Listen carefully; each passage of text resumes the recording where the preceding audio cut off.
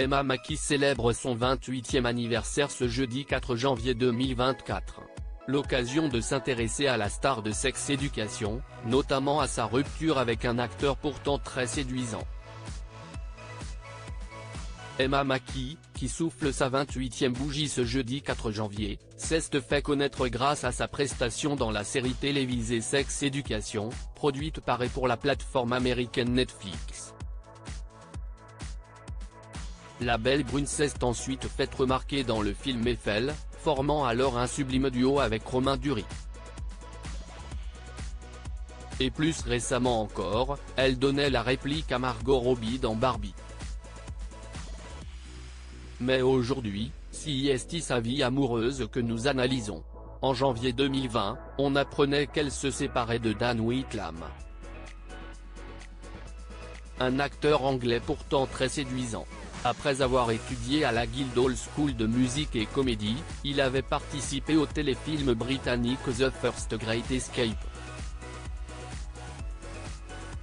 Il est également passionné par le théâtre, et monte régulièrement sur les planches.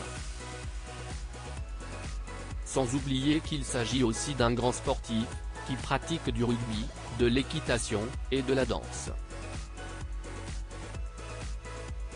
Un beau CV. Emma Mackey, apparition remarquée à Versailles, mais si est bel et bien seule que l'actrice franco-britannique a décidé de poursuivre sa route, comme elle le sous-entendait à l'époque pour nos confrères de Libération qui lui avaient consacré un portrait.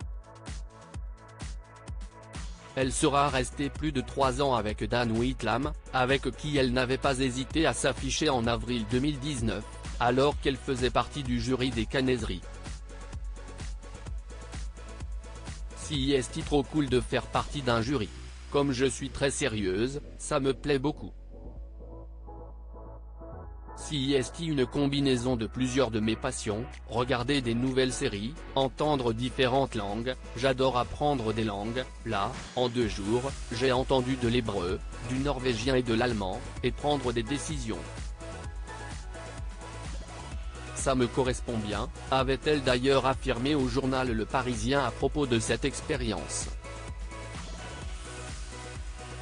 Pour rappel, la dernière apparition remarquée de l'actrice en date, c'était le 20 septembre dernier, à l'occasion de la venue de Charles III en France.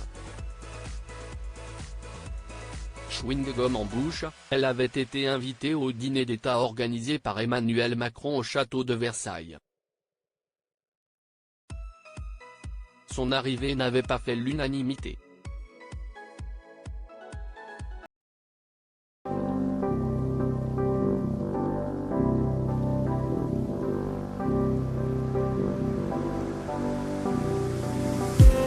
I just need